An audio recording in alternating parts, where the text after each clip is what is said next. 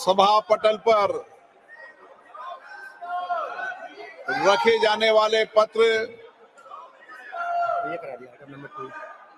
Item number 2 Shri Danve राय साहब। मैं आज की कार्यसूची में मेरे नाम के सामने क्रम संख्या 2 पर उल्लेखित कागजातों को सभा पटल पर रखता हूं। Item number 3 Sadhvi Niranjan Jyoti. माननीय अध्यक्ष महोदय, मैं आज की संशोधित कार्यसूची क्रम संख्या 3 पर मेरे नाम के सामने उल्लिखित पत्र सभा पटल पर प्रस्तुत करती हूँ। Item number 4 Shrimati Meenakshi Lekhi.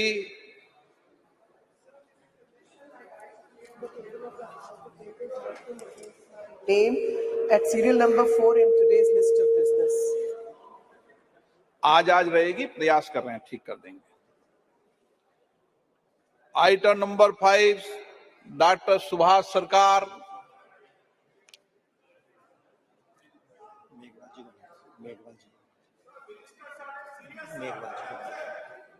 Item number 1 Shri Arjun Ram Meghwal.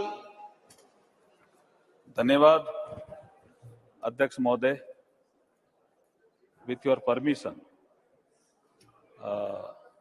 I move that the bill further to amend the Constitution of India be taken into consideration.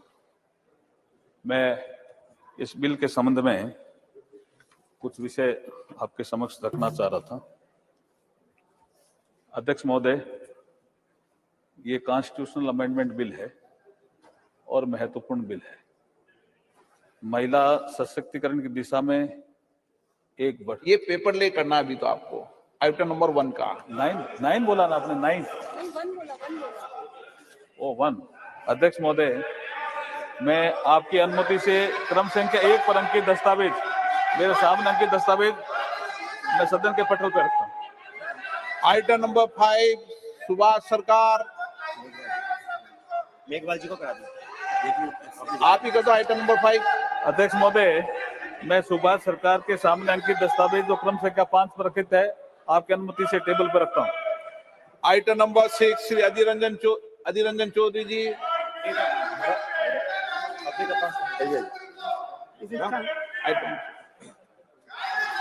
Sir, I rise to present the report number 74th and 75th Hindi and English versions of the Public Accounts Committee 2023-24 as listed against my name in today's list of business serial number 6. Item number 7 Shri Ravneet Singh.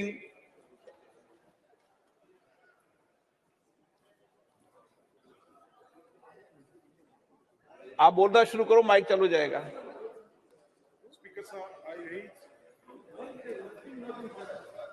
Speaker sir, I raise to lay on the table. Speaker sir, I rise to lay on the table the minutes of Hindi and English versions of the 11th sitting of the Committee on Absence of Members from the sitting of the House as listed against my name at serial number 7 in today's order list. Thank you, sir. Item number 8 Shri B Mehtab ji. Sir, I rise to present the 51st report, Hindi and English version of the Standing Committee on Labour, Textiles and Skill Development 2022-23 on the Employees State Insurance Corporation, applicability and benefits under ESI scheme, functioning of ESI hospitals and management of corpus fund relating to the Ministry of Labour and Employment. Thank you. माननीय सदस्यगण, नई व्यवस्था है और नई व्यवस्थाओं में technology का भी प्रयोग किया है। इसलिए मेरा आग्रह है, आज सुबह भी 10 बजे से टेक्नोलॉजी के बारे में सिखाने के लिए सभी माननीय सदस्यों से आग्रह किया था। कल भी सुबह 10 बजे टेक्नोलॉजी के जो भी सीखना आना चाहें, इस पार्लियामेंट कैंपस में आमंत्रित हैं। टेक्नोलॉजी के कारण कुछ चीजें हो सकती है, आपको आवाज कम आए, उसको ठीक कर रहे हैं। नए घर में आते हैं तो, नए परिवार में आते हैं तो आप सब समझते हैं चीजों को?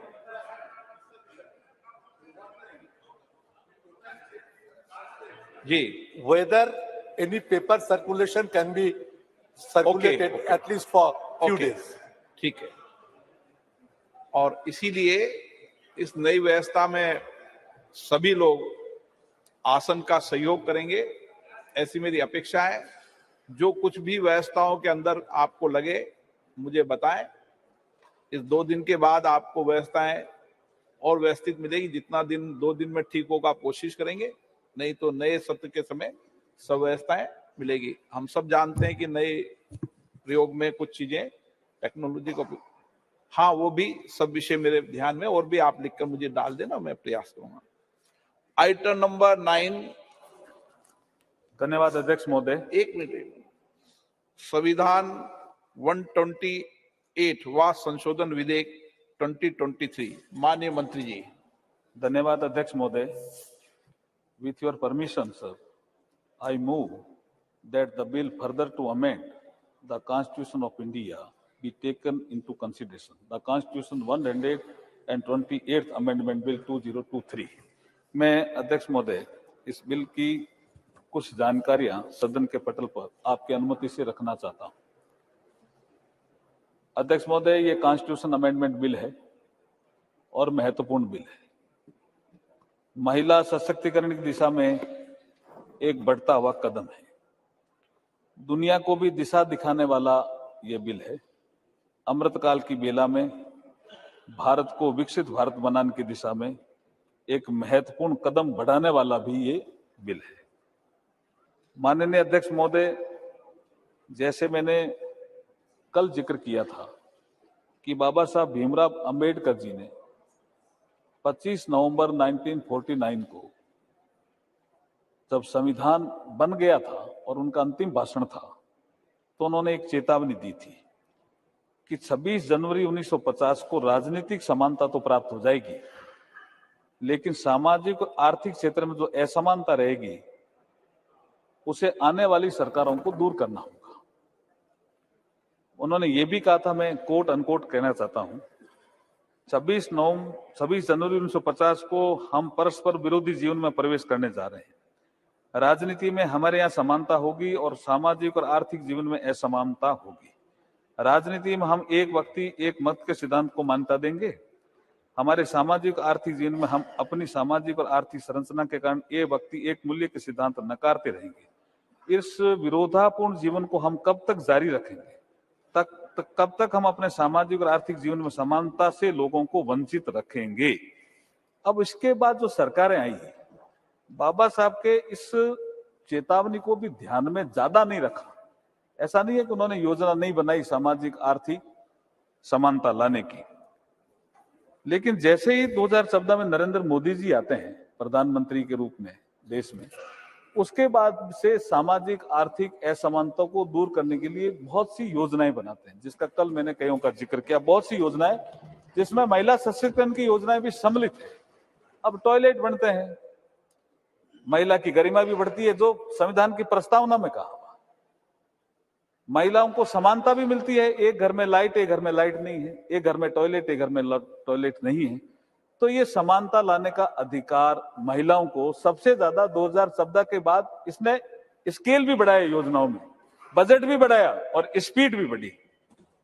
इसलिए मैं ये कहना चाहता हूं कि भारत के संविधान की प्रस्तावना में सामाजिक और आर्थिक न्याय का भी उल्लेख है और प्रतिष्ठा और अवसर की समानता का भी उल्लेख है। आज के इस बिल से महिलाओं की प्रतिष्ठा तो बढ़ेगी, अवसर की समानता भी बढ़ेगी, महिलाओं को रिप्रेजेंटेशन मिलेगा। इसके महत्वपूर्ण 4 ऐसे क्लोज हैं जिनका मैं जिक्र करना चाहूंगा कि हम जो इस बिल के माध्यम से अमेंडमेंट कर रहे हैं, इसमें 4 महत्वपूर्ण क्लोज हैं। बाकी जो चर्चा होगी उसके बाद जो विषय आएंगे उसका बाद में उत्तर देने का अवसर मिलेगा, आप देंगे तो मैं दूंगा। पहला जो क्लॉज है वो संविधान का आर्टिकल 239, उसमें हम एक 239AA जोड़ रहे हैं, जिससे नेशनल कैपिटल दिल्ली की असेंबली में महिलाओं के लिए 33% सीट का रिजर्वेशन सुनिश्चित होगा।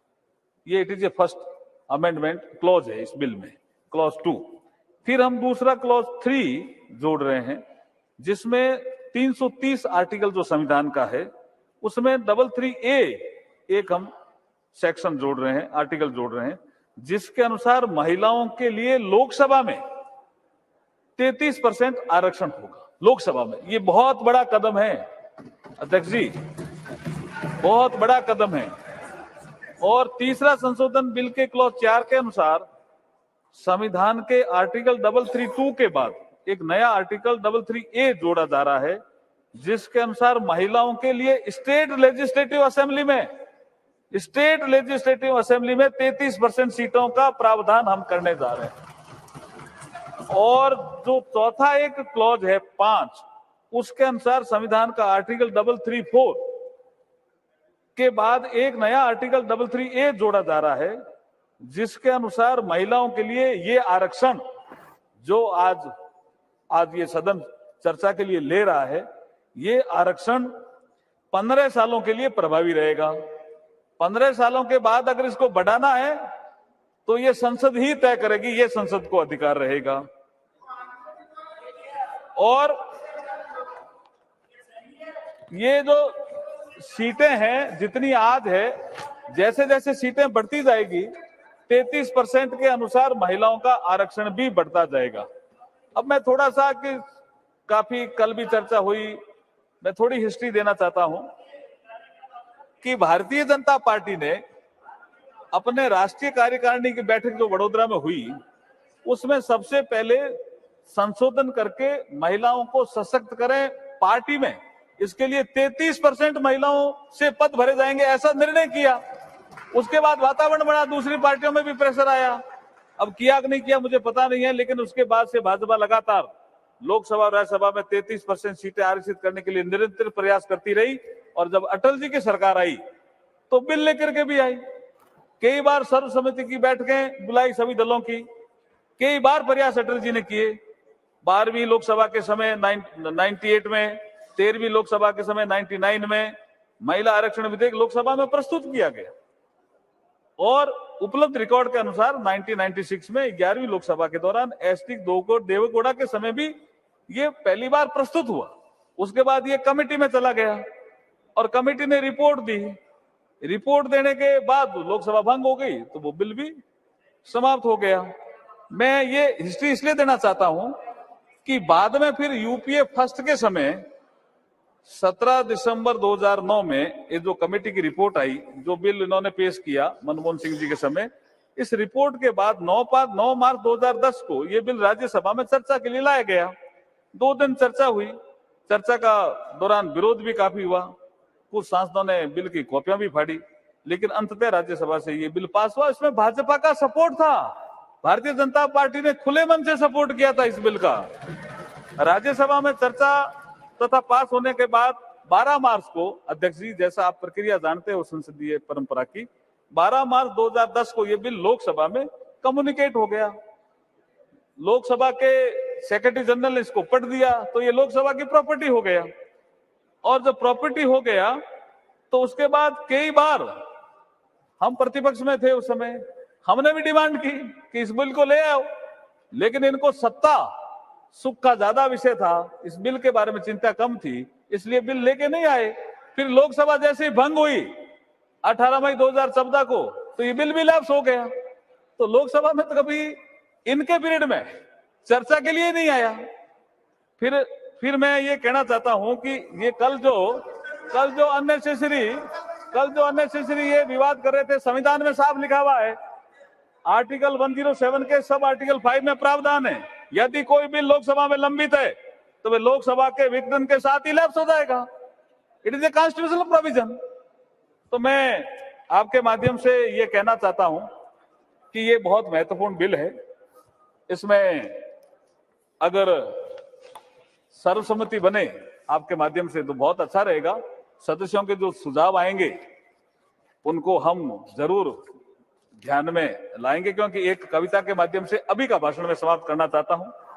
नारी के बारे में हमारे शास्त्रों में लिखा है, तुम सृष्टि की आधारशिला, तुम सृष्टि की आधारशिला, तुमसे मानव को प्राण मिला, संगीत तुम्हारा कण कण में, तुमने जीवन में रंग भरा। तुम माँ भी हो और बेटी भी, तुम बहन और अर्धांगिनी, तुम प्रेम भी हो और शक्ति भी। तुमसे ही जीवन पूर्ण हुआ। ये बिल पास करो जिससे ये हमारा प्रतिनिधित्व वाला मामला भी पूर्ण होगा। बहुत बहुत धन्यवाद अध्यक्ष जी। मैं चाहता हूं कि चर्चा प्रारंभ की जाए और सर्वसम्मति से बिल को पास करने का प्रयास किया जाए। आपको एक मिनट, आपको पूरी डिबेट पे पर्याप्त मौका दिया जाएगा, उस समय आप विषय रख देना।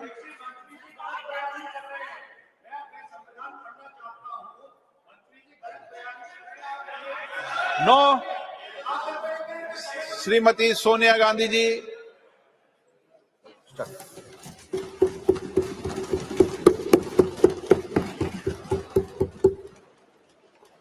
अध्यक्ष महोदय, आपने मुझे बोलने का इजाजत दिया, मैं आपकी आभारी हूँ।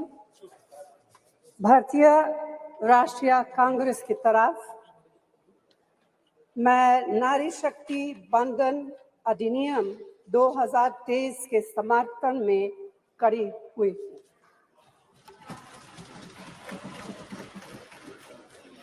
धुएं से भरी हुई रसोई से लेकर रोशनी से जगमगाती हुई स्टेडियम तक भारत की स्त्री का सफर बहुत लंबा है, लेकिन आखिरकार उसने मंजिल को छू लिया है।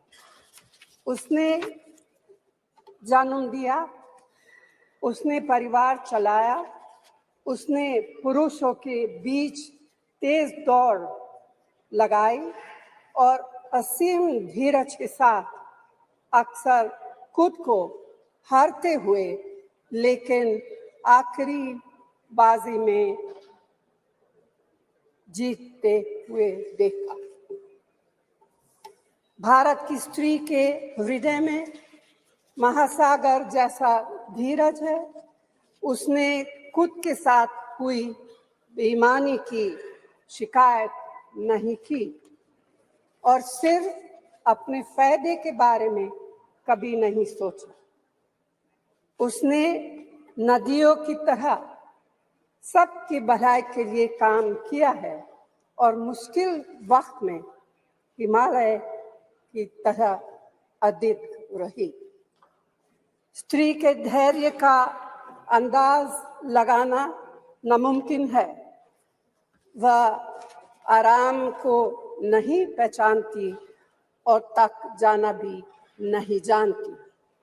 हमारे महान देश की माँ है स्त्री, लेकिन स्त्री ने हमें सिर्फ जन्म ही नहीं दिया है, अपने आंसुओं खून पसीने सींचकर हमें अपने बारे में सोचने लायक, बुद्धिमान और शक्तिशाली भी बनाया है।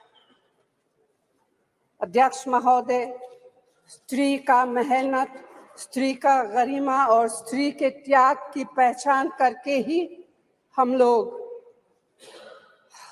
मनुष्यता की परीक्षा में पास हो सकते हैं। आज़ादी की लड़ाई और नए भारत के निर्माण के हर मोर्चे पर स्त्री पुरुष के साथ कंधे से कंधा मिलाकर लड़ी है।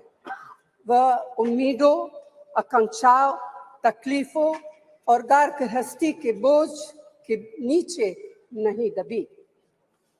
सरोजिनी नायडू, सुचेता कृपलानी, अरुणा असफ अली, विजयलक्ष्मी पंडित, राजकुमारी अमृत कौर और उनके साथ तमाम लाखों महिलाएं से लेकर आज की तारीख तक स्त्री ने कठिन समय में हर बार महात्मा गांधी, पंडित जवाहरलाल नेहरू, सरदार पटेल, बाबा साहब अम्बेडकर और मौलाना आजाद के सपनों को जमीन पर उतार कर दिखाया है।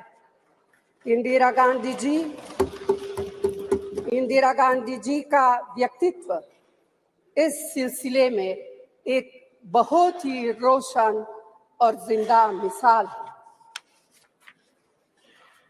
अध्यक्ष महोदय, खुद मेरी जिंदगी का यह बहुत मार्मिक क्षण है। पहली दफा स्थानीय निकायों में स्त्री की भागीदारी तय करने वाला संविधान संशोधन मेरे जीवन साथी राजीव गांधी जी ही लाए थे। उन्होंने लाए थे जो राज्यसभा में 7 वोटों से गिर गया था। बाद में प्रधानमंत्री पीवी नरसिम्हा राव जी के नेतृत्व में कांग्रेस सरकार ने ही उसे पारित कराया। आज उसी का नतीजा है कि देश भर के स्थानीय निकायों के जरिए हमारे पास 15 लाख चुनी हुई महिला नेता है। राजीव गांधी जी का सपना अभी तक आधा ही पूरा हुआ है। इस बिल के पारित होने के साथ ही वह पूरा होगा। अध्यक्ष महोदय, कांग्रेस पार्टी इस बिल का समर्थन करती है। हमें इस बिल के पास होने से खुशी है, मगर इसके साथ साथ एक चिंता भी है। मैं एक सवाल पूछना चाहती हूँ।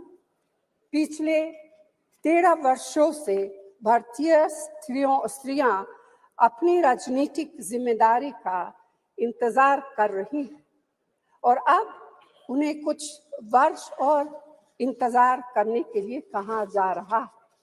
कितने वर्ष? 2 वर्ष, 4 वर्ष, 6 वर्ष, 8 वर्ष? क्या भारत की स्त्रियों के साथ बर्ताव उचित है? भारतीय राष्ट्रीय कांग्रेस की मांग है कि यह बिल फौरन अमल में लाया जाए, लेकिन इसके साथ ही कास्ट सेंसस कराकर शेड्यूल ट्राइब, ओबीसीज की महिलाओं के आरक्षण की व्यवस्था की जाए। सरकार को इसे साकार करने के लिए भी जो कदम उठाने की जरूरत है वह उठाने ही चाहिए। अध्यक्ष महोदय, स्त्रियों के योगदान की स्वीकार करने और उसके प्रति आभार व्यक्त करना का यह सबसे उचित समय।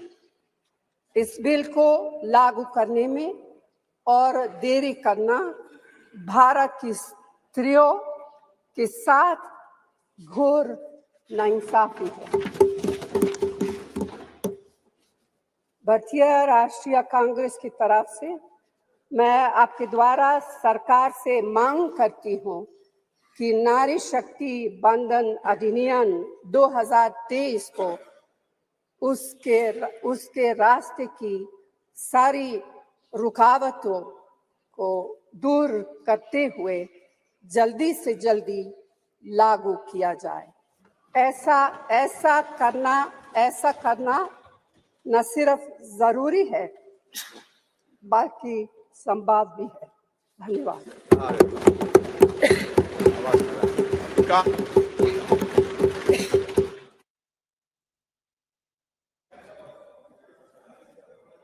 धन्यवाद अध्यक्ष महोदय। मैं अपने पार्टी का और इस देश के माननीय प्रधानमंत्री जी शुक्रगुजार हूं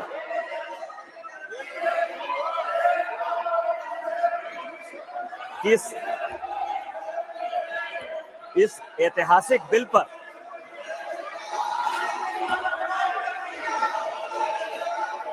इस ऐतिहासिक बिल पर मुझे बोलने का मौका दिया। सर सी बात कह सकता है, प्लीज बैठिए। नो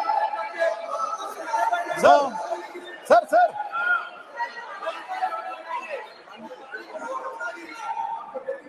माननीय अध्यक्ष जी, मैं अधीर रंजन जी को इतना पूछना चाहता हूं क्या महिलाओं की चिंता सिर्फ महिलाएं ही करेगी, पुरुष नहीं कर सकते हैं? किस प्रकार के समाज की आप रचना चाहते हैं भाई?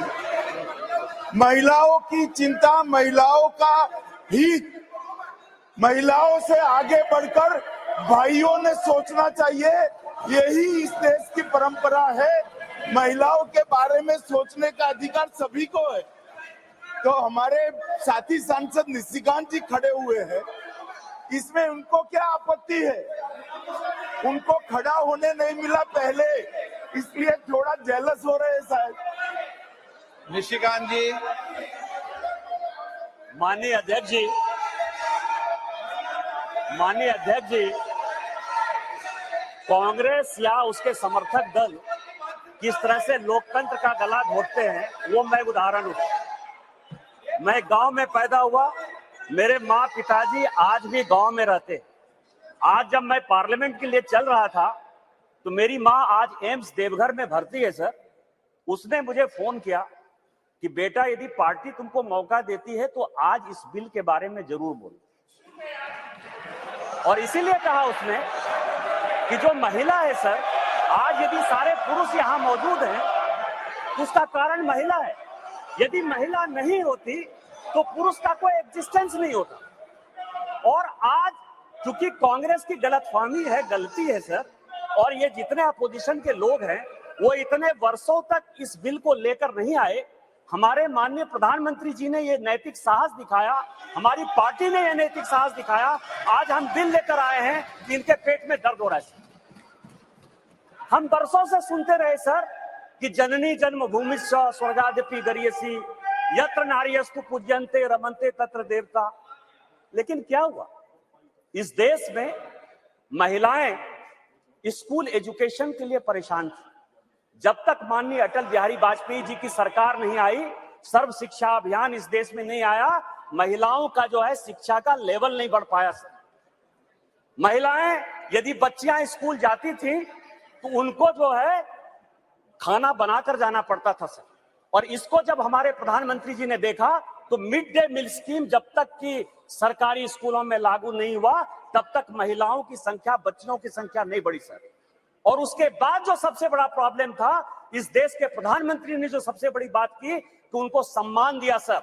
सारे स्कूल में, स्मृति ईरानी जी उस वक्त एचआरडी मिनिस्टर थी, सारे स्कूलों में शौचालय बनाकर महिलाएं कैसे अच्छा से पढ़ेंगी, बच्चियां कैसे आगे बढ़ेंगी, उसी का ये उदाहरण है। और उससे आगे बढ़कर आज जो कल से लेकर परसों से लेकर माननीय प्रधानमंत्री जी लगातार बोल रहे हैं कि सही समय है, यही समय। और इसी समय पर आज ये ऐतिहासिक सेशन बुलाकर माननीय प्रधानमंत्री जी ने महिलाओं को जो सम्मान देने का काम किया, उसके लिए हम भारतीय जनता पार्टी के कार्यकर्ता गौरवान्वित हैं। और हम उनका जो है आदर और नमन करते हैं कि उन्होंने महिलाओं को आरक्षण देने का फैसला किया। सर मैं पढ़ रहा था, काफी बातें कही, मैं केवल 2-3 चीजें बताना चाहता हूं, फिर अपने विषय पर आऊंगा। ये देश इस संविधान से चलता है और इसका आर्टिकल 82, मनीष तिवारी जी यहां बैठे हुए हैं, कल से लगातार वो संविधान संविधान संविधान की बात कर रहे हैं। अभी सोनिया जी ने भी बोलते हुए बातें कही कि अभी क्यों नहीं लागू कर दिया, कब से लागू कर देंगे। ये देश संविधान से चलता है। मैं आर्टिकल 243D और आर्टिकल 243T, जिसके लिए कि उन्होंने बड़ा अपने आप को गौरवान्वित महसूस किया कि हमने पंचायत में जो है महिला रिजर्वेशन लागू किया, बड़ा अच्छा किया। लेकिन ये आर्टिकल में 243D और 243T हमने तो नहीं दिया। आप दोनों को पढ़ लीजिए, 243D और T क्या पंचायत में किस तरह से रिजर्वेशन होगा और म्युनिसिपल कॉर्पोरेशन में किस तरह से रिजर्वेशन होगा। आपने उसके लिए कभी ओबीसी की बात तो नहीं की। यदि इस आर्टिकल में यदि आपने डाला होता ओबीसी की बात तो आप जब करिए बहुत अच्छा, इतने वर्षों से आपको नहीं दिखाई दिया। उसी तरह से 1947 से लेकर 49 तक ये पूरा संविधान सभा चलता रहा। परसों से यही भाषण सुन रहे हैं सर।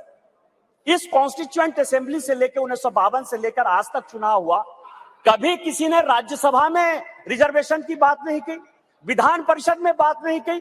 आज भी राज्यसभा में शेड्यूल कास्ट और शेड्यूल ट्राइब को रिजर्वेशन नहीं है, विधान परिषद में शेड्यूल कास्ट शेड्यूल ट्राइब को रिजर्वेशन नहीं है। आप कौन सी नई बात केवल पॉलिटिकल एंगल के लिए ले आते हैं? आपने जब नहीं किया, जब तक आज तक जो है भारत के संविधान में यह कहा गया कि राज्यसभा में कोई रिजर्वेशन नहीं होगा, विधान परिषद में कोई रिजर्वेशन नहीं होगा, और जब माननीय प्रधानमंत्री जी और भारतीय जनता पार्टी इस बिल को लाती है तो आप कहते हैं राज्यसभा में रिजर्वेशन नहीं है, विधान परिषद में रिजर्वेशन नहीं है। आप पंचायत में कहिए कि कोई ओबीसी को रिजर्वेशन नहीं होगा, चाहे म्यूनिसिपल कॉर्पोरेशन में कोई ओबीसी को रिजर्वेशन नहीं होगा। और आर्टिकल 82 है सर, जो एडजस्टमेंट ऑफ ईच सेंसस की बात कर रही है और सीट बढ़ाने की बात, सब पढ़ लीजिएगा इस आर्टिकल को। इसमें कहा गया है कि 2026 तक सभी चीजों को हमने फ्रीज कर दिया है। आप अनकॉन्स्टिट्यूशनल काम करना चाहते हैं, आप उसके ऊपर जो है कहते हैं कि 2024 से लागू कर दीजिए, तुरंत सुप्रीम कोर्ट में जाएगा और सुप्रीम कोर्ट में तुरंत वो स्टक डाउन हो जाएगा। क्या आप चाहते हैं कि महिलाओं को रिजर्वेशन नहीं दें? और जिस तरह से आप केवल राजनीति के माध्यम से इस महिला रिजर्वेशन को लॉलीपॉप बनाते रहे, घुमाते रहे, वही भारतीय जनता पार्टी करे। हमारे प्रधानमंत्री जी हैं जो कहते हैं कि जिसकी मैं शुरुआत करता हूं उसका अंत भी करता हूं। यदि ये महिला रिजर्वेशन यहाँ आया है तो महिलाओं को अधिकार मिलेगा, मिलकर रहेगा, दुनिया की कोई ताकत इसको नहीं रोक सकती है। लेकिन इनके यहाँ क्या दिक्कत है सर? इनके यहाँ सबसे बड़ी दिक्कत है, और अभी जितने स्पीकर बोलने वाले हैं सर, वो स्पीकर 2026 में ये आर्टिकल 82 पढ़िए, संविधान को जो है पढ़िए, जो संविधान में लिखा हुआ है कि सेंसस होगा, सेंसस के बाद डिलिमिटेशन होगा, और डिलिमिटेशन के बाद जो है हम उसको लागू करेंगे। और ये आर्टिकल 82 कह रहा है, ये 82 कह रहा है।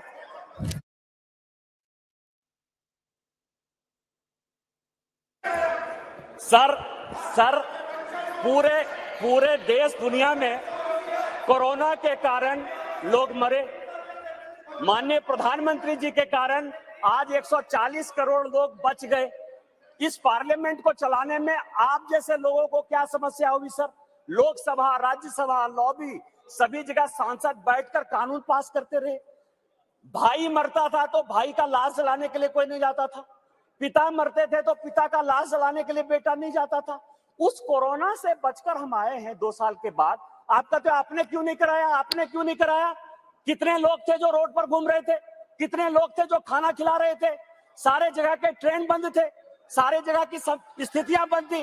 भागलपुर पूरा जो है भारत जो है किस तरह के विकट परिस्थिति में था सर। माननीय प्रधानमंत्री जी 140 करोड़ लोगों को बचा के लाए हैं, और सेंसस जो संवैधानिक चीज है उसको जब हम लागू करेंगे तो ये लागू होगा। आज आप कह रहे हो क्यों नहीं लागू किए? देश में फिर से ये गलत तरह का माहौल पैदा करने की कोशिश कर रहे हैं सर। 2020 और 21 के माहौल के बाद, कोरोना के बाद कैसे सेंसस लागू हो सकता था, कैसे सेंसस हो सकता था? और माननीय गृह मंत्री जी बैठे हैं, हमेशा कहते हैं कि मैं कोई गैर संवैधानिक काम नहीं करूंगा, कोई असंवैधानिक काम नहीं करूंगा। यदि सेंसस होना है तो उसका भी डेट घोषित होगा, सेंसस होगा, डिलिमिटेशन होगा और महिलाओं को रिजर्वेशन मिलेगा। यही तो इस बिल में है 334 से, जिसके बारे में कि माननीय कानून मंत्री जी कह रहे थे सर। लेकिन क्या समस्या है कि ये अपने जो 26 पार्टियों का एक जो घमंडिया गठबंधन बनाया है सर, इंडी अलायंस, उसके सारे नेताओं का मैं भाषण पढ़ रहा था। आज सोनिया जी जब बोल रही थी तो मुझे लग रहा था कि वो राजनीति से ऊपर उठकर बोलेंगी, क्योंकि वो अपोजिशन की आवाज थी। मैं उनका सम्मान करता हूं सर। इस महिला रिजर्वेशन के लिए जिन महिलाओं ने पार्लियामेंट के अंदर और पार्लियामेंट के बाहर सबसे ज्यादा आवाज उठाई, वो बंगाल की गीता मुखर्जी थी और भारतीय जनता पार्टी की सुषमा स्वराज थी। ये दोनों यदि नहीं रहती तो आज ये दिन भी देखने को नहीं मिलता। 33% यदि रिजर्वेशन लोकसभा और विधानसभा में यदि लागू होने वाला है और माननीय प्रधानमंत्री जी लेकर आए हैं इन 2 महिलाओं का, लेकिन सोनिया जी ने अपने पूरे भाषण में न गीता मुखर्जी का जिक्र किया, न सुषमा स्वराज का जिक्र किया। यह किस तरह की राजनीति है? अपना क्रेडिट लेना चाहती हैं कि हमारा बिल है। ये बिल आपका नहीं है, आप जो बिल लेकर आए वो गलत बिल है। और यदि इसके लिए किसी ने आंदोलन किया तो वो गीता मुखर्जी है, वो सुषमा स्वराज है। आपने ये नहीं बोलकर इस महिला बिल में भी राजनीति करने की कोशिश की। और आज का पूरा क्रेडिट जो जीता वो सिकंदर, जो गोल मारता है, यहाँ बंगाल के लोग बैठे हुए हैं, जो गोल मारता है उसी के नाम से गोल मारा जाता है। माननीय प्रधानमंत्री जी गोल मारने को तैयार हैं। ये भारतीय जनता पार्टी का बिल है और ये माननीय प्रधानमंत्री जी का बिल है, आपको ये मानना पड़ेगा। दूसरा सवाल है कि इनके जो अपोजिशन के लोग हैं सर, जो 26 पार्टियों का इंडी गठबंधन बना है, इसमें आप समझिए इनकी भावना कैसे है, महिलाओं के बारे में ये कैसा सोचते हैं।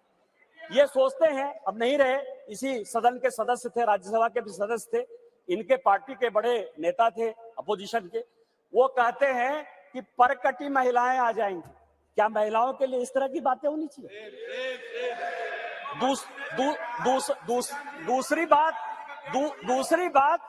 दूसरी बात जो है, ये दूसरे नेता जो है 2011 में मैं अध्यक्ष जी आपको दो कहानी बताना चाहता हूं, और ये वर्षों से मेरे मन में था। इस पार्लियामेंट में 2 बार संजोग से मैं 2009 में सांसद बनकर आया, अनुराग ठाकुर जी से लेकर राजनाथ जी सबों के साथ काम करने का मौका मिला सर। 2011 और 2013 में 2 भयंकर घटना हुई इसी वेल में।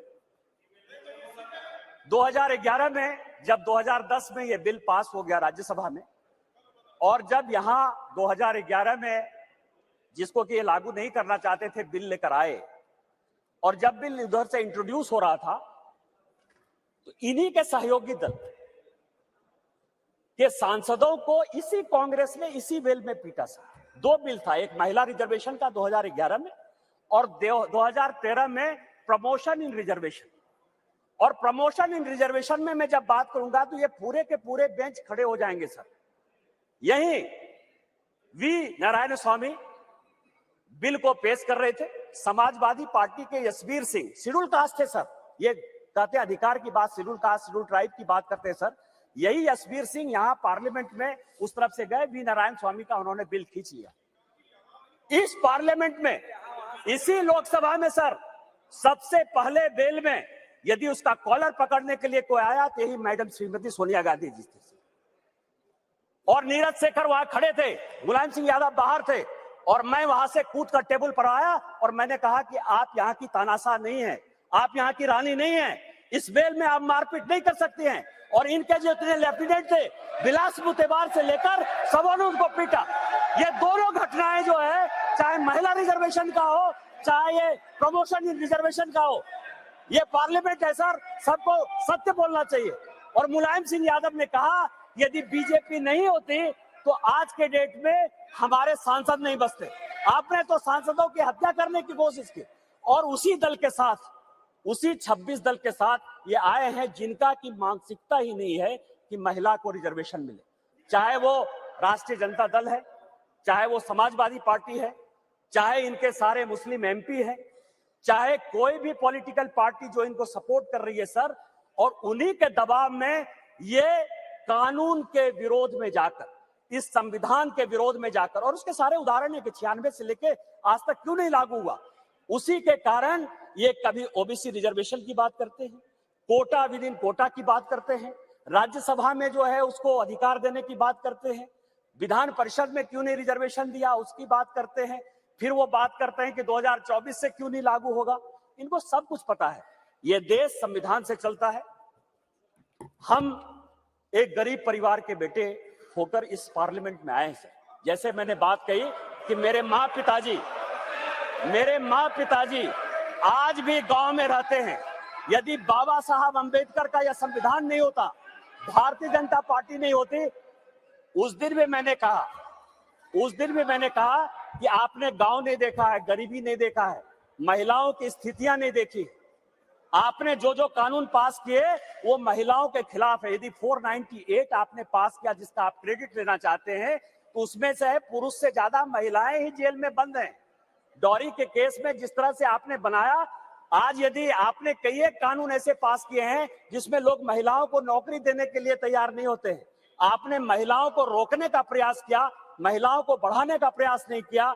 और हम जो बिल लेकर आए हैं, जो माननीय प्रधानमंत्री जी के नेतृत्व में ये इतिहास रचने जा रहा है, और ये जो ऐतिहासिक पल है, और स्पीकर साहब, आपके जीवन का जो ऐतिहासिक पल है कि उस कुर्सी पर आप विराजमान हैं, जिस पल में ये इतिहास बन रहा है वो केवल और केवल माननीय मोदी जी की देन है, भारतीय जनता पार्टी की देन है। हम संविधान सम्मत काम करते हैं और मेरा सबों से आग्रह होगा कि दल पार्टी से ऊपर उठकर जो ये संविधान आर्टिकल 82, 243D और 243T जिन आधार पर यह संविधान चलता है उसके आधार पर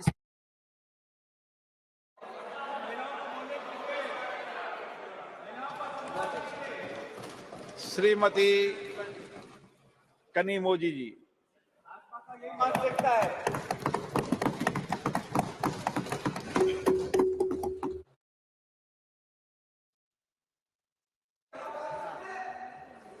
Thank you, sir. What nonsense is this, yeah? What is this, sir? Heckling? What is heckling? She's not. What even is this? I started haven't speaking. even started. Sir, what I is don't this, even yeah? understand. நீங்க என்ன பேசுறான்னு புரியாது. I know. எதுக்கு What is புரியாம this, yeah? பேசுற? Sir, sir, what is this? She's not even started and your member is heckling us, speaker. This is the respect for women. Exactly, sir. What is this? I don't even understand what he says. What is the point of saying this? What is this? Why is it started? This is the respect for women. This is how you behave. BJP doesn't respect women. They have no respect for What is women. started a speech? Shame on you. Shame on you. Really? Shame on you. Shame on you. Really shameful. Very shameful.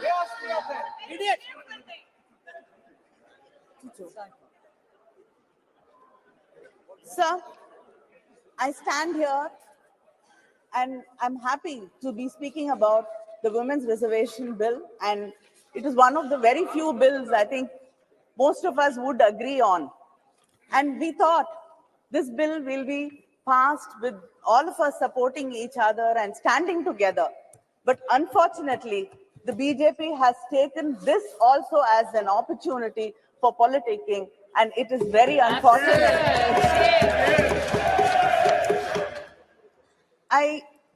I'm just reminded of what Periyar said when I see the BJP speaking here and heckling us, that the pretense of men that they respect women and that they strive for their freedom is only a ruse to deceive them.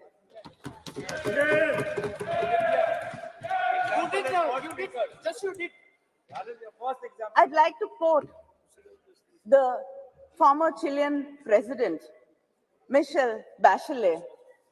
A better democracy is a democracy where women do not only have the right to vote and to elect, but to be elected. In 1990, after the Montego-Chelmsford reforms were passed, we got the rights to vote, especially in the Madras presidency and the Bombay presidency. The Justice Party, Needhi Katchi, passed a resolution on 10th May 1921 to grant voting rights for women for the first time in India. In 1927, Tamil Nadu elected its first women legislator in the country, Dr. Muthulakshmi Reddy, who was instrumental in abolishing the Devadasi system. But sir, nearly 100 years after that, we still have not passed the bill. In 1929, Periyar, in the Self-Respect Conference in Chengalpet, passed a resolution insisting on reservations for women in education, employment, and politics. The Women's Reservation Bill was first brought with the support of the DMK during the United Front government in 1996, September. And then Thiru Devegowda, who was the Prime Minister, brought this bill, and the Law Minister Ramnath Kalab was the one who presented the bill in this house. Then again, our respected former Prime Minister Vajpayee ji again brought this bill, but it was the UPA government in 2010 which passed it in the Rajya Sabha. Yes. And I got an opportunity to speak on the bill in the Rajya Sabha, and that was 13 years ago. And I've got an opportunity to speak on this bill again here. Yes. And we're still speaking about this bill and debating it for the past 13 years. Only House is dead. Only House is dead. House is dead. The Women's Reservation Bill is a poll promise of the BJP. Yet, many leaders had to urge them to bring this bill and to pass it. Our leader, Kalangar, had written to the Prime Minister in 2014 to pass this bill. Madam Sonia Gandhi wrote to the Prime Minister in 2017 requesting him to pass this bill. Our Chief Minister, M.K. Stalin, wrote to the Prime Minister again in 2017 requesting and urging the government to pass the bill. He said, the bill which was moved to empower women's voice in the legislatures and parliament of our great nation is struggling to succeed. This is really disheartening. The DMK even conducted a rally in Delhi from the Mandi House to the Jantar Mantar, and we had a march, and like-minded women leaders and women's organizations participated in the rally. I myself have raised this issue of bringing the reservation bill many times in Parliament, and to many of my starred and unstarred questions, the government's reply was very consistent. They said that they have to involve all stakeholders, political parties, and then build a consensus before bringing the bill. I'd like to know what consensus was built, what discussions were held. This bill was brought shrouded in secrecy. Yes, yes. We did not know why this session was called for. In the all-party leaders meeting, there was no mention of this bill. I don't know if any of the political party leaders were called for discussions and deliberations about bringing the bill. And suddenly, the bill popped up from our computer screens like Jack in the Box. Is this going to be the way this government is going to function? Like we've suddenly seeing that there are lotuses blooming, springing from the uniforms of our secretariat staff. Is everything going to be a surprise like this?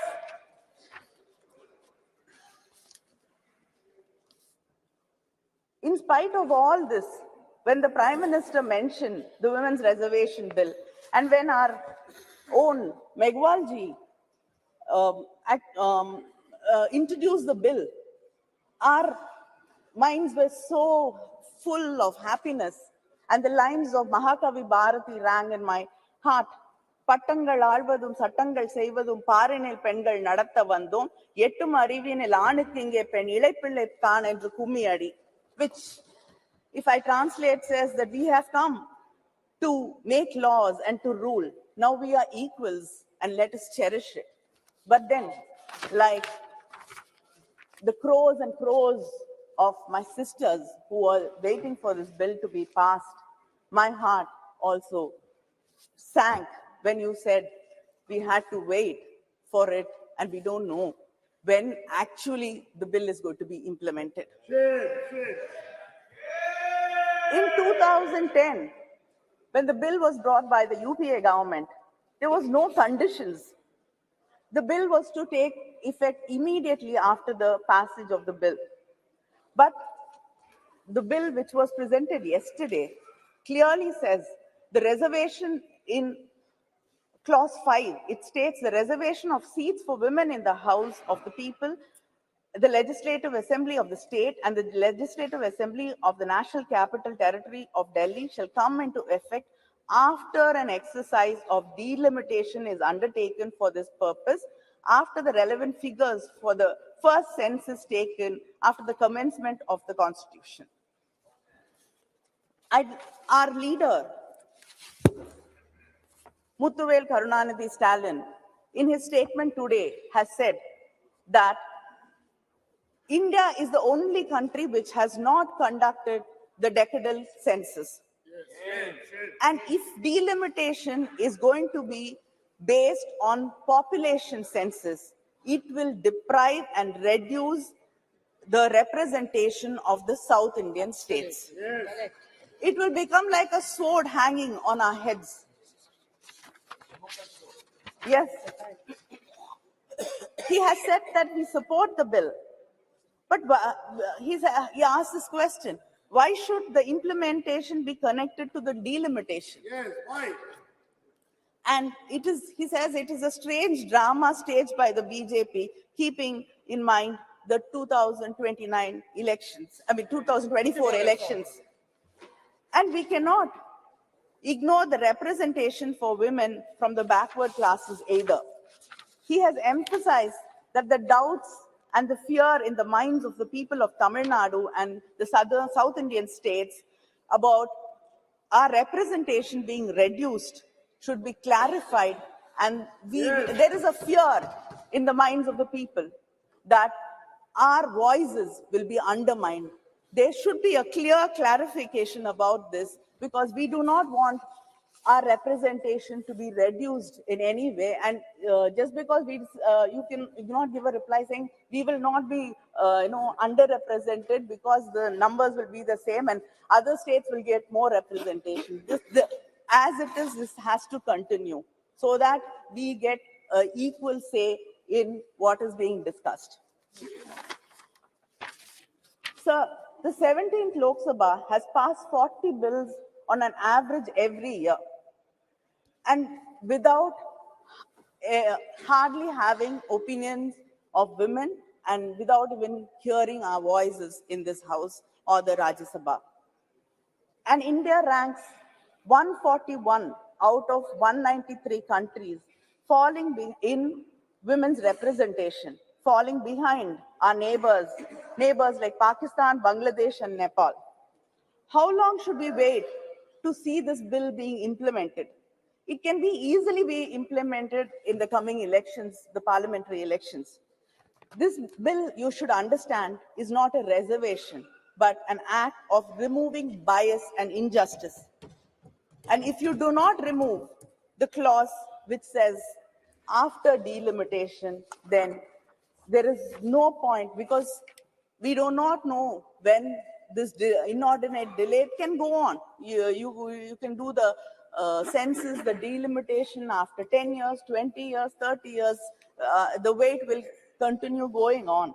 2021 is not done. And and of course, some of our leaders are very worried that if a woman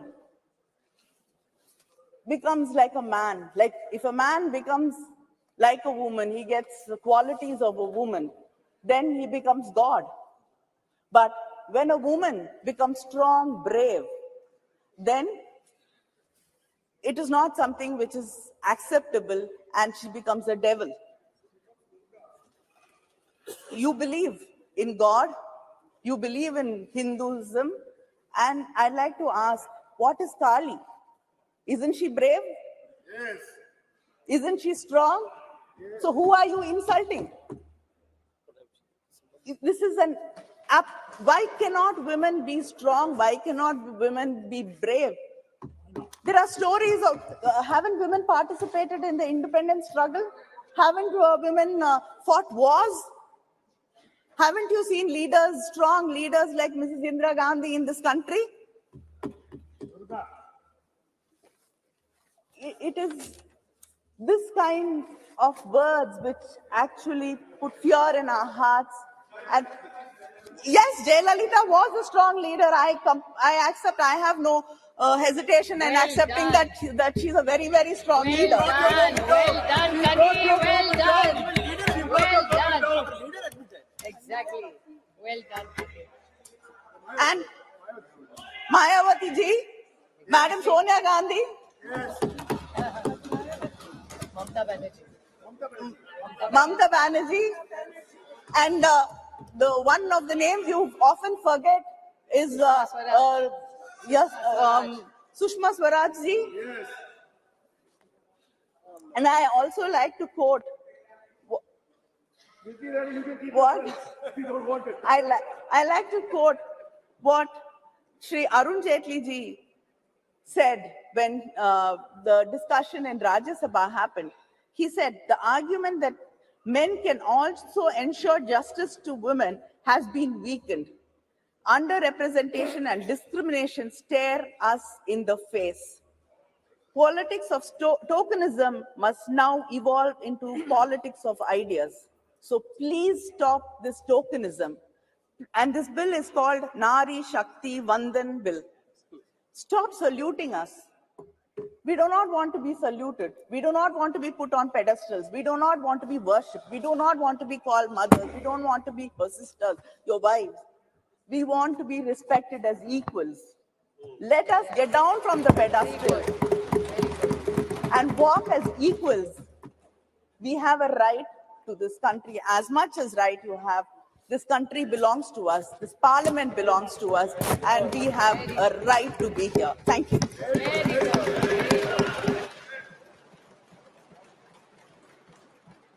Dr. Kakuli Ghosh Dastidar. Thank you, Speaker, sir. As I stand to support the bill, which has already been implemented by my leader, Mamata Banerjee, in West Bengal. West Bengal is the only state in the country which has a female chief minister, I'm sorry to say, in spite of Bharatiya Janata Party having their rule in 16 states. At the moment, we don't have any woman chief minister there. We are actually delighted to witness the realization of our leader Mamata Banerjee's vision, where women's rightful entitlements are being recognized and initiatives are being taken to uphold the vision throughout the country. She passionately advocated for the implementation of women's reservation all her life, right from 1996 when it was tabled first. And she was the member of the committee headed by the then honorable member, Srimati Geeta Mukherjee, trying to argue for the passing of the bill, possibly keeping in mind the sage Swami Vivekananda, who said, "Na jagile Bharat lalona, e Bharat jage na." It is the awakening of women of India which awakes India towards development. Bengal has boldly demonstrated and spearheaded a paradigm shift leading the entire nation towards progress. Notably, our leaders in the Assembly, we have more women than anywhere else in the country. We have more women ministers, along with Mamata Banerjee. And in the Lok Sabha, right from 2014, we've been having more than 33% reservation within the party. Full reservation being implemented through any parliamentary procedure or through the election commission. At the moment, in this August House of Lok Sabha, Trinamool Congress, All India Trinamool Congress has nearly 40% of women members, and also in the Rajya Sabha. This is what Srimati Mamata Banerjee has done. She is the only chief minister, like I said, and she's been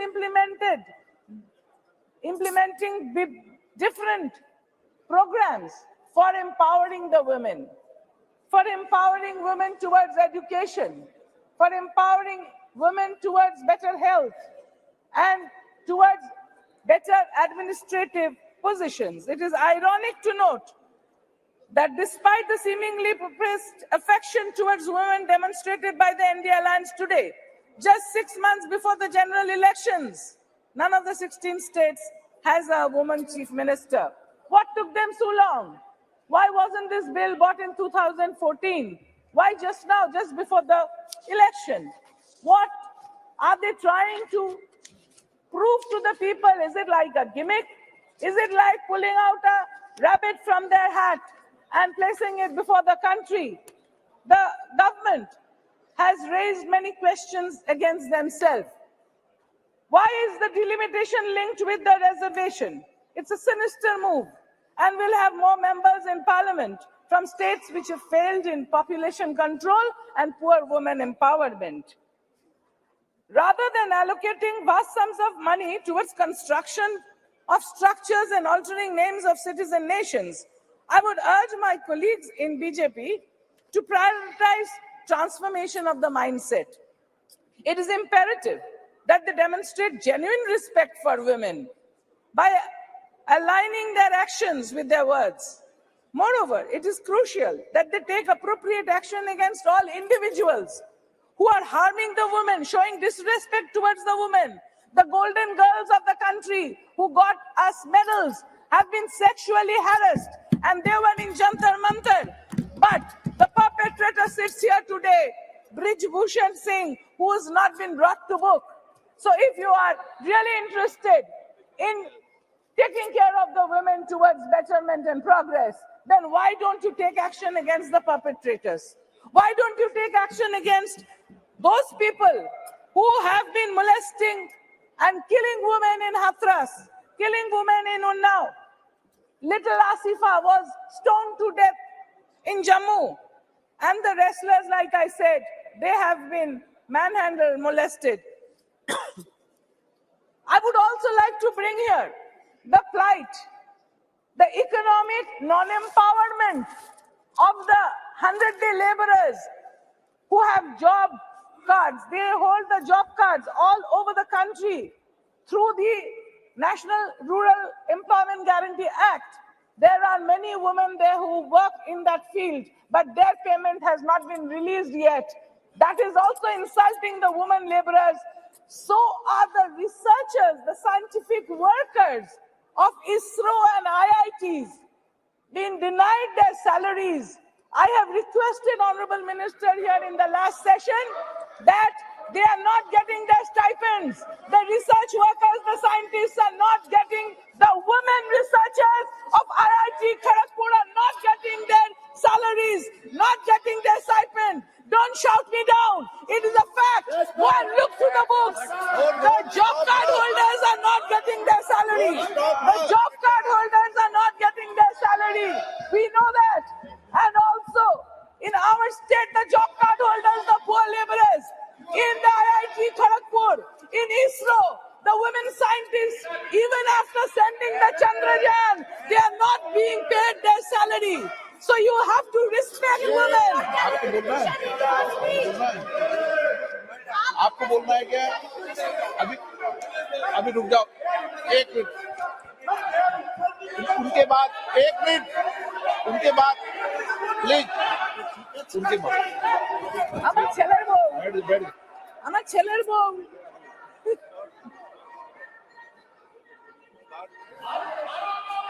I would like to quote, sir. I would like to quote Bengali poet known all over the world. Bidrohi Kavi Nazrul said, "Bishwe ja kichu mohan srishti chiro kolyankor ordhektar koriyache nari ordhektar nor." The women work very hard in every field. They should be respected. And none other than Vishwakavi Rabindranath Thakur. What did he say? He said, "Jodi rakho parshe, sankote sanshaye, sammati dao jodi krotino brote." Like just now my sister here, Kanimoji, was saying, we want equal opportunity, we want equal respect, we want to participate in nation building as equals, not by looking down upon us, because we are equals and we can perform provided we get support in education, support in healthcare system. What is the budgetary allocation for women's health? This government should tell me and the whole house that what is the extra budgetary allocation for reproductive health of women in the country. The women bear children, men don't.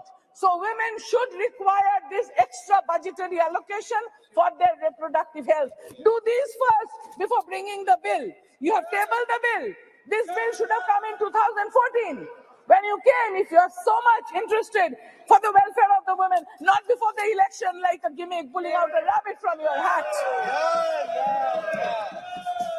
Do I believe this bill? Do I believe this house? Do I believe that the government here? Or I believe their IT cell chief here, the IT cell chief, he is quoted as saying in 2010, Sonia ji holding the nation to ransom just to fulfill her agenda to see women reservation bill through. Will her MP stand up to her? Again, he says, again in 2010, he says, by pushing the women reservation bill, Congress has created another constituency for itself. This one transcends caste and religion. He again says, when we should be talking and moving away from reservation of all kinds, we have a new wave demanding reservation movement. This is the IT cell chief of the Bharatiya Janata Party. You can have it. You again have this. We in certain states have reservation for women in the local bodies. Has it helped the cause of women? It questions whether the women in the local bodies has helped the administration. This is, yes, and he's always being rewarded. He's always maligning everybody in the opposition. So this I can lay it on the table. This is from the IT cell chief of Bharatiya Janata Party. They have always been looking down on women. So we are equals. Women are equals. We actually are better than men, I should say, in many respects, because we look after the home, the hearth, and children. So this bill has been first brought in 2009, but it couldn't have passed at that time for whatever reason. But my leader, Mamata Banerjee, has implemented 40% in the state of West Bengal. From All India Trinamool Congress, we are representing here. So I would like to quote the famous boxer Cassius Clay, who said, "Catch me if you can. Catch me if you can, all of the political parties here. Catch Mamata Banerjee and AITC and make it 40%, not 33%, because we in Trinamool Congress get that much respect of being here in great number, and also in the state assembly, where important portfolios like the health, like the law, like the women's empowerment, everything is, industry is being held by ladies. The home is in the hand of a lady. So why don't you respect women and give them their dues is the question.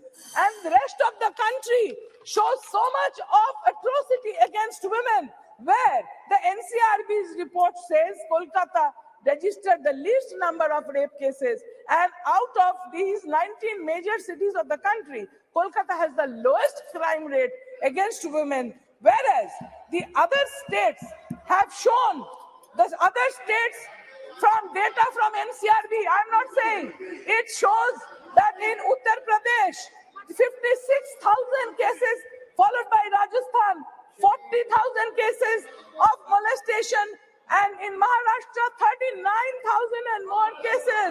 So all the states ruled by Bharatiya Janata Party. Honorable member, please conclude.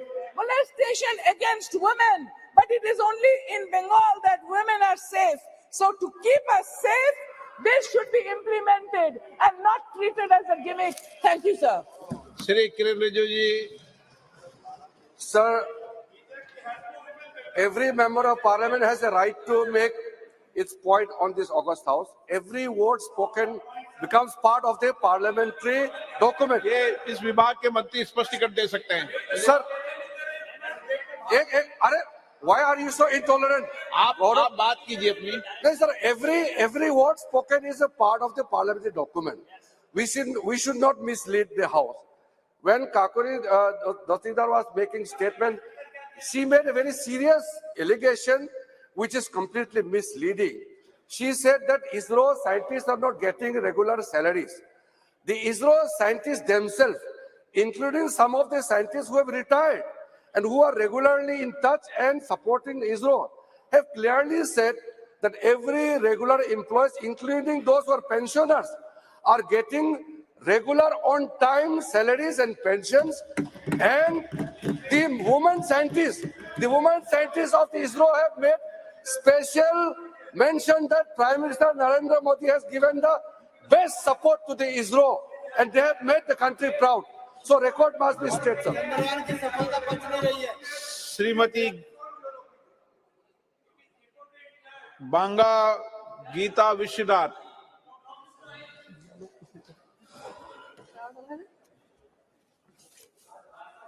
Thank you, Speaker, sir. Thank you for giving me this opportunity. I convey my thanks to our Honorable Chief Minister of Andhra Pradesh, Sri Y.S. Jaganmohan Reddy Garu. Sir, భారత మాతకి మహిళలందరి తరపున హృదయపూర్వక నమస్కారాలు. మా తెలుగు తల్లి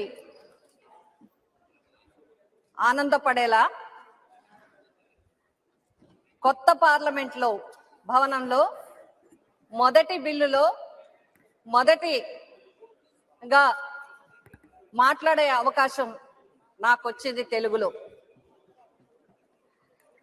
మా leader Lok Sabha leader Mithun Reddy గారికి హృదయపూర్వక ధన్యవాదాలు తెలియజేస్తున్నాను. సార్, ఎత్ర నార్యంతు పూజ్యంతే రమంతే తత్ర దేవత. స్త్రీలు ఎక్కడ గౌరవించబడతారో అక్కడ దేవతలు ఉంటారు, సమాజం కూడా ముందుకు వెళ్తుందనే ఆర్యోక్తి ఉంది. అట్లాగే బాబాసాహెబ్ అంబేద్కర్ వారు చెప్పినట్టుగా ఒక సమాజాన్ని కానీ ఒక దేశాన్ని కానీ అభివృద్ధి చెందింది, ముందుకు వెళ్ళింది అని